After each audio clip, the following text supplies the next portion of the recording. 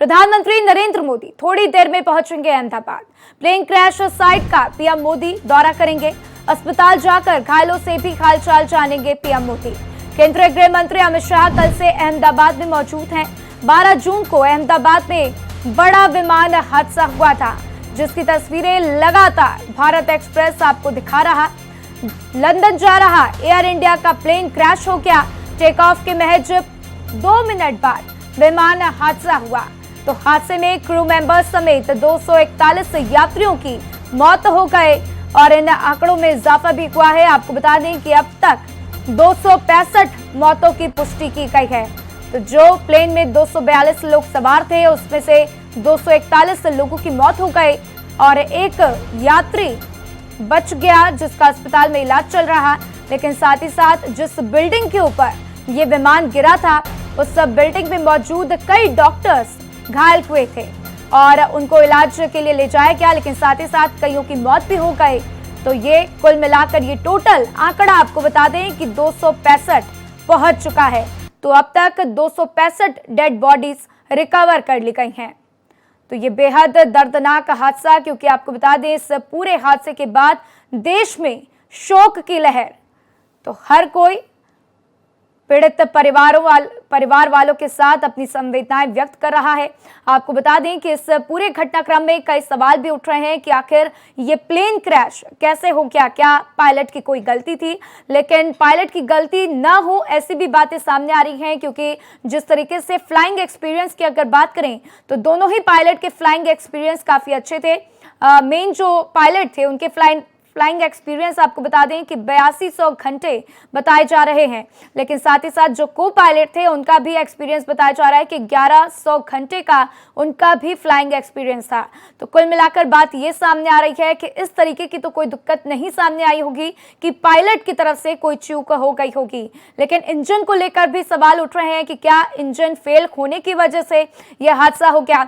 Experts की माने तो एक्सपर्ट्स का कहना है कि अगर एक इंजन फेल हुआ होता और दूसरा इंजन चालू हुआ होता, तब भी प्लेन जो है टेक ऑफ आसानी से कर लेता, हायर एल्टीट्यूड पर प्लेन चला जाता।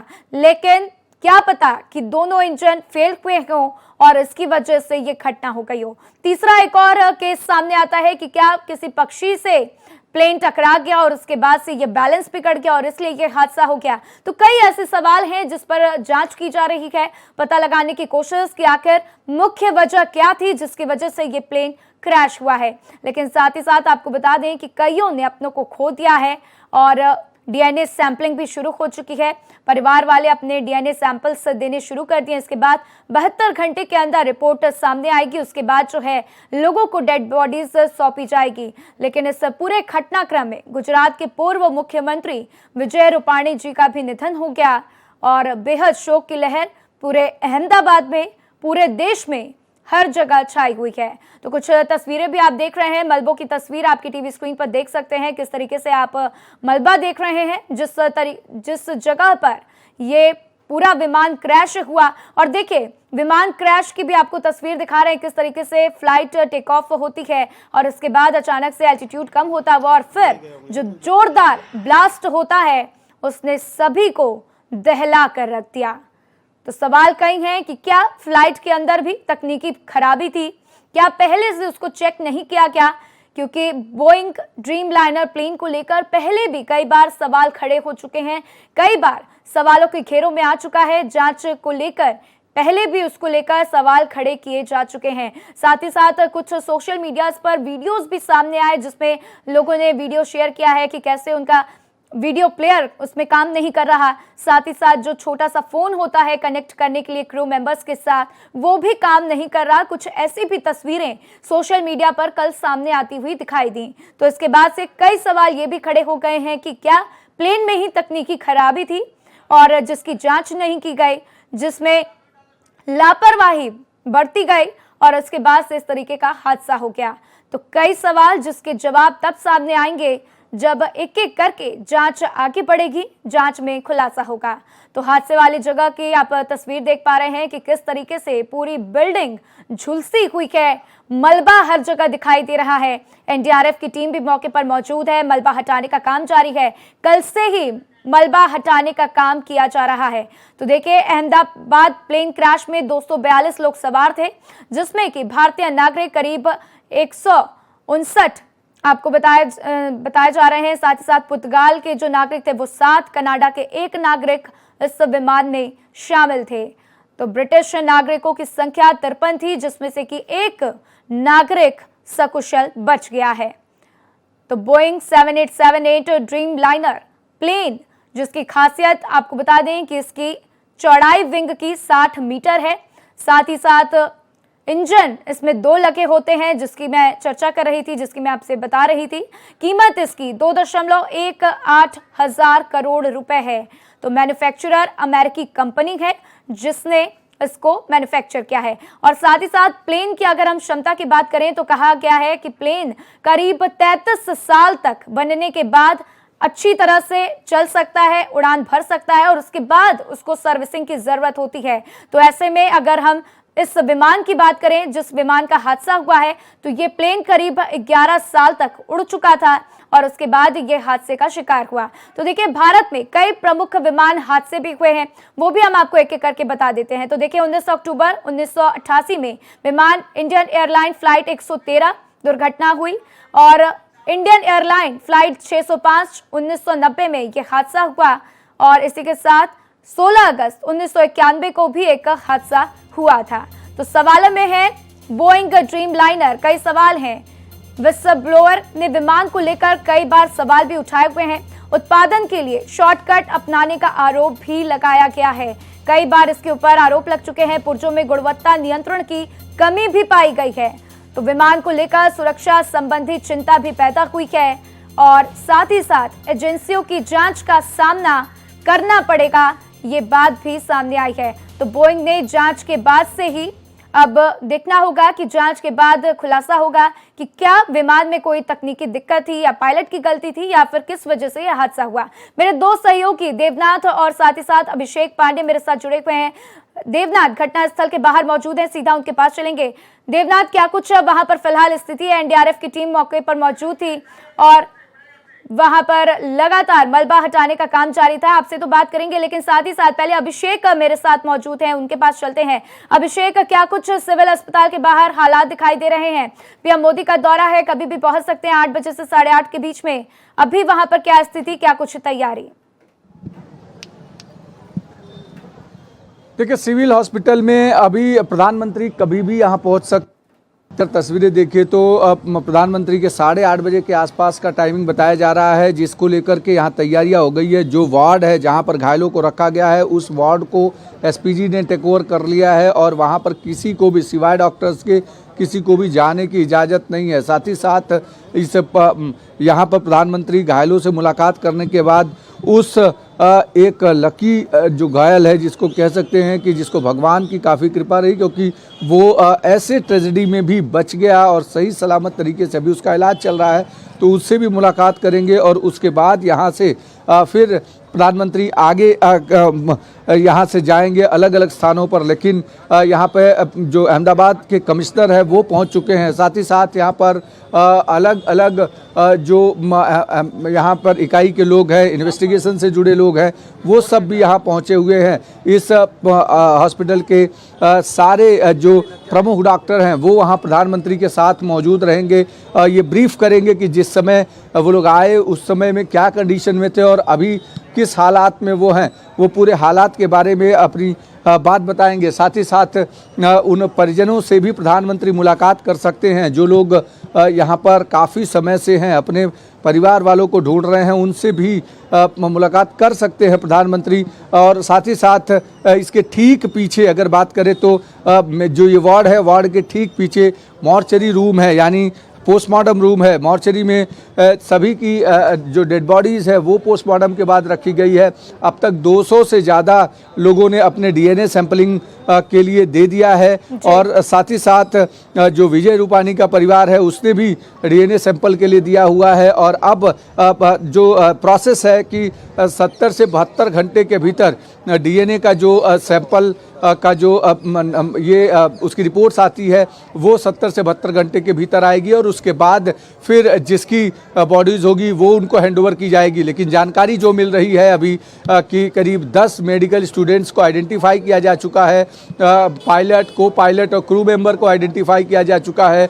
और उसके साथ साथ जो है तमाम सारे जो जिनकी बॉडीज़ बुरी तरीके से झुलस गई हैं उनको आइडेंटिफाई करने के लिए दूसरे तरीके के प्रोसेस इस्तेमाल हो रहे हैं। लेकिन उसके साथ साथ एक और अहम जानकारी दे दूं कि महाराष्ट्र 4 लोग जो चाहे वो पायलट रहे हो मुंबई का, वहाँ पर मुख्यमंत्री ने, उप मुख्यमंत्री ने वहाँ के लोकल एमएलएस को, अधिकारियों को भेजा था उनके परिवार से बातचीत करने के लिए। साथ ही साथ जो क्रू मेंबर है वो 2 क्रू मेंबर भी महाराष्ट्र से आती हैं, डोंबिवली से। वहाँ पर भी देर रात में पुलिस अधिकारियों ने जाके परिवार से बातचीत की है और उनको इस पूरे ट्रेजेडी के बारे में बताया है और सदा संपर्क में रहने की बात कही है। लेकिन उसके साथ साथ अभी देखिए तस्वीरें, तो ये देखिए कॉर्डन किया जा रहा है इसको जो है क्योंकि ये कभी भी प्रधानमंत्री यहाँ पहुँच सकते हैं, उसको ध्यान में रखते हुए डबल लेयर का यहाँ सिस्टम दिया गया है ताकि कोई भी वहाँ तक ना पहुँच पाए जहाँ प्रधानमंत्री का विजिट है उस तक ना पहुँच पाए। इसके लिए पूरा का पूरे इलाके को कॉर्डन किया गया है, रोक दिया गया है और प्रधानमंत्री की मूवमेंट कभी भी यहाँ शुरू हो सकती है। ये सिविल हॉस्पिटल है, इसके ठीक पीछे मोर्चरी रूम है और इन सब जगहों पर फिलहाल पुलिस का पहरा है क्योंकि प्रधानमंत्री जैसे ही घटना के बारे में उन्होंने सुना, दुख जताया और उन्होंने तय किया कि सुबह सुबह वो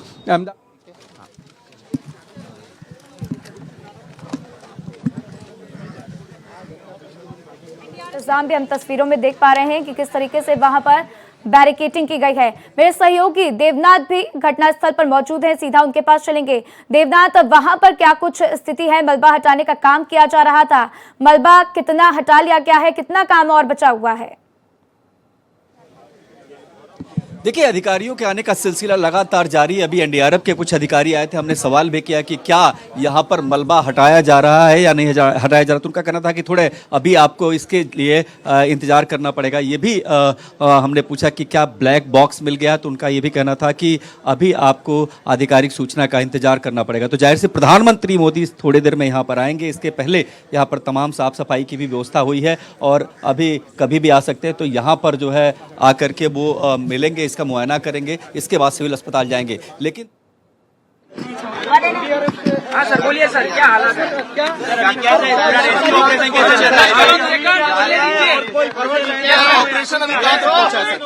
देखिए टीमें हमारी यहाँ पर हैं, स्टैंड बाय हैं, वो लोग अपना काम कर रही हैं। आप लोगों को देखिए हमारी 6 टीमें ऑलरेडी यहाँ पर हैं, वो लोग कल से काम कर रही हैं, सभी लोग मिलके काम कर रहे हैं। आप लोगों को जो भी होगा हम लोग बताएंगे, ठीक है? Wait for some time. अभी कितने टीमों को सर तैनात किया गया? ऑलरेडी हमारी टीमें जैसे ही कल इन्फॉर्मेशन मिला था तब से टीमें लगी हुई हैं, सभी लोगों के साथ मिलके काम चल रहा है। आप लोगों को बताएंगे जो भी फाइनल हमारा। सर अभी अंदर हालात कैसे हैं? रहने की आशंका है अभी अंदर?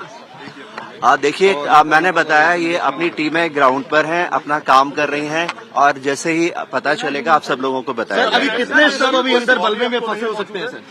देखिए इसका अभी हम लोग कुछ फाइनल नहीं बोल सकते क्योंकि जब तक फाइनल पूरा की पूरा क्लियर नहीं कर लेंगे तब तक नहीं बता पाएंगे। आंकड़ा अभी कितने शवों को निकाला गया अंदर से? क्या लगता है अंदर कुछ लोग फंसे हुए हैं?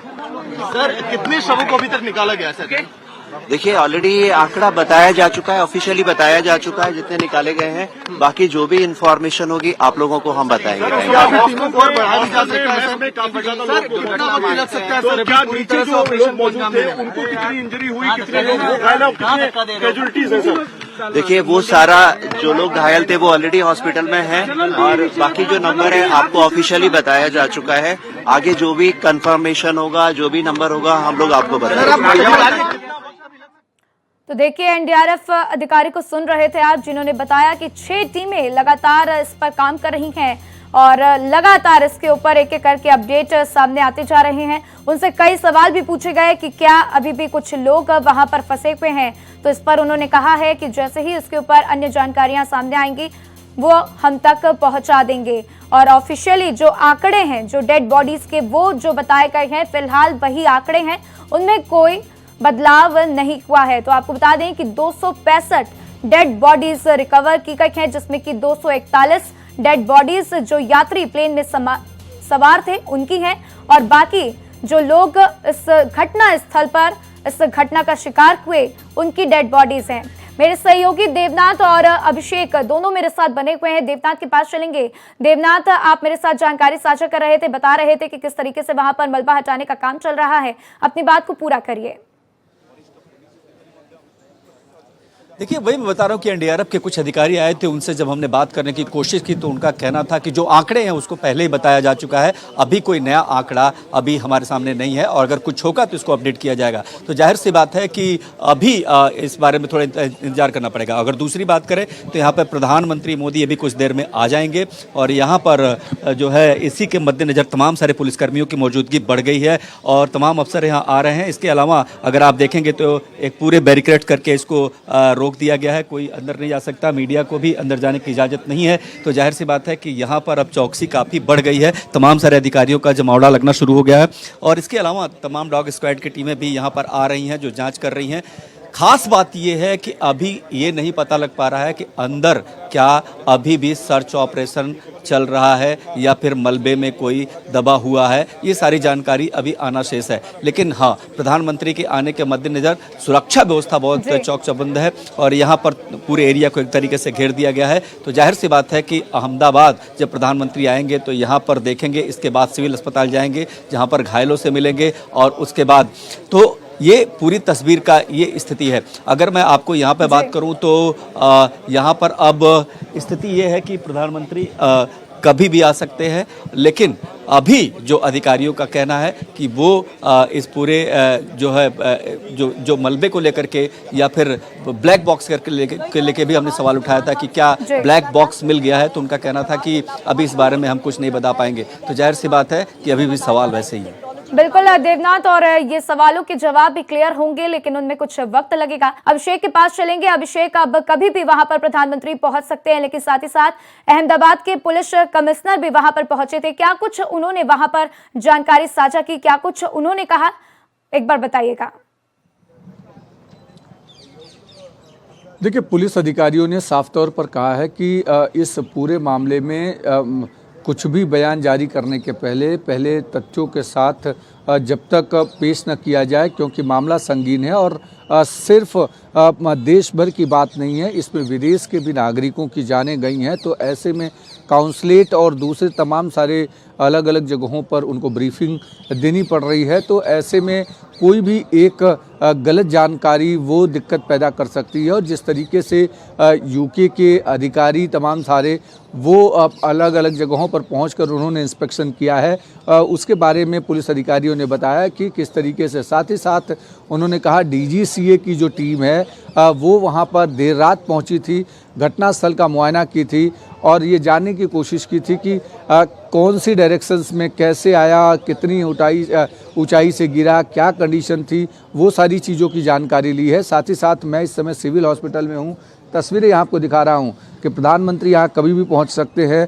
फ़िलहाल ये पूरा इलाका खाली करा दिया गया है, जो कॉमन लोग थे उन सभी को हटा दिया गया है, पुलिस कर्मियों को भी यहाँ साइड कर दिया गया है और पूरे रास्ते को क्लियर कर दिया गया है ताकि प्रधानमंत्री यहाँ से सीधे अस्पताल जाएंगे, वहाँ पर घायलों का हालचाल जानेंगे और उसके साथ साथ डॉक्टर से बातचीत करेंगे और उस व्यक्ति से भी मुलाकात करेंगे जो विमान हादसे में बच गया था, वो सही जानकारी, सही तथ्य दे पाएगा। हालांकि उस व्यक्ति की तबीयत सही होने के बाद अहमदाबाद पुलिस और उसके साथ साथ डीजीसीए के अधिकारी भी उससे पूछताछ करेंगे कि आखिर क्या हुआ था, उस समय विमान के हालात क्या थे और किस तरीके से अफरा तफरी मची, उन सारी चीज़ों की जानकारी भी उनको लेंगे। लेकिन अब तस्वीरें देखिए, प्रधानमंत्री कभी भी यहाँ पहुंच सकते हैं, इसलिए सभी लोगों को फिलहाल यहां हटाया गया है। साथ ही साथ यहां जो मीडिया कर्मी थे उनकी भी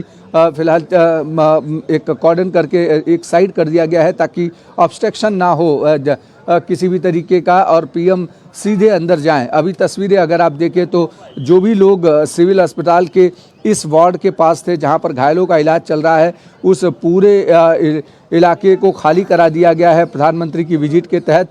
और साथ ही साथ इस वार्ड के ठीक पीछे मॉर्चरी रूम है जहां सबकी डेड बॉडीज़ रखी है, परिजन वहां पर हैं, लोग अपने अपने सैंपल्स दे रहे हैं डीएनए टेस्ट के लिए। अब तक जो जानकारी है कि 200 से अधिक लोगों ने डीएनए सैंपल्स रात भर में दे दिए हैं। विजय रूपानी के परिवार ने भी डीएनए सैंपल दे दिया है, लेकिन आइडेंटिफिकेशन की बात करें तो 10 जो मेडिकल स्टूडेंट्स हैं उनको आइडेंटिफाई कर लिया गया है। साथ ही साथ पायलट और को पायलट सहित क्रू मेंबर को आइडेंटिफाई किया जा चुका है और उनके घर पे भी इस बात की इंटीमेशन कर दी गई है।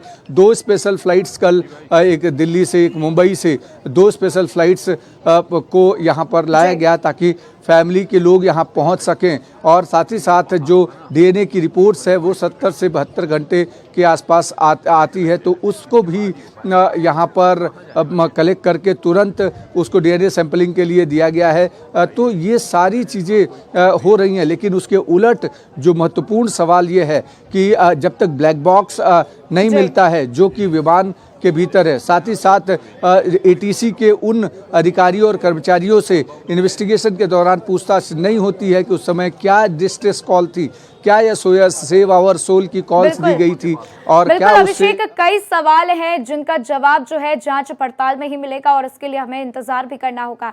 लेकिन साथ ही साथ देवनाथ भी मेरे साथ मौजूद है, सीधा उनके पास चलते हैं। देवनाथ, वहां पर क्या हलचल है, क्या स्नाइपर डॉग्स को भी वहां पर लाया क्या है ताकि अन्य लोग अगर वहां पर दबे हुए हो तो उनका भी कुछ पता लगाया जा सके?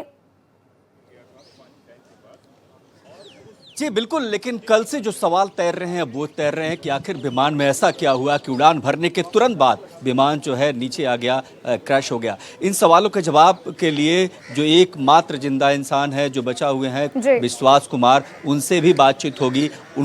ये जानने की कोशिश होगी कि आखिर विमान के अंदर कैसा माहौल था, आखिर हुआ क्या था। ये सारी चीज़ें बहुत महत्वपूर्ण है जांच के लिहाज से। लेकिन अगर मैं आपको बताऊं कि पिछले 24 घंटे में जो सबसे बड़ा सवाल है वो वही है कि आखिर हुआ क्या था, कैसे विमान जो उड़ा उसके बाद अचानक ही उड़ते ही थोड़ी देर बाद ही क्रैश हो गया और उसके बाद तमाम सारे लोगों की 200 जो है लगभग 65 लोगों की मौत हो गई। ये सारे सवाल ऐसे हैं जिसको हर कोई जानने के लिए कोशिश कर रहा है, लेकिन इसका जवाब अभी मिला नहीं है। और एजेंसियां, तमाम जांच एजेंसियां जो भी हैं वो जांच करेंगी, उसकी पड़ताल करेंगी। लेकिन अगर फिलहाल यहाँ की बात करें तो यहाँ रात जैसे अफरा तफरी का माहौल नहीं है। फिलहाल यहाँ पर जो है प्रधानमंत्री मोदी आने वाले हैं, इसके चलते इस पूरे एरिए को एकदम देखिए खाली करा लिया गया है और तमाम पुलिसकर्मियों की मौजूदगी लगातार बढ़ रही है। और इसके अलावा अगर मैं बात करूं तो एनडीआरएफ से लेकर के और तमाम जो फोर्स हैं वो यहाँ पर मौजूद हैं, गुजरात पुलिस के जवान मौजूद हैं। और